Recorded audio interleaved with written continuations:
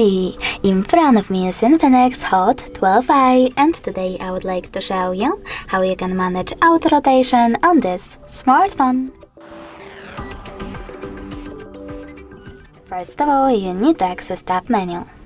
After that, look for Auto Rotate icon, and when you find it, tap on it. As you can see, mine is green. That means that automatic screen rotation is enabled. If you're to disable it, just click on the same shortcut. If you want to, you can always go into settings as well and tap on display section over here. So sorry, that was a misclick. Then scroll down and click on this switcher next to auto rotate screen.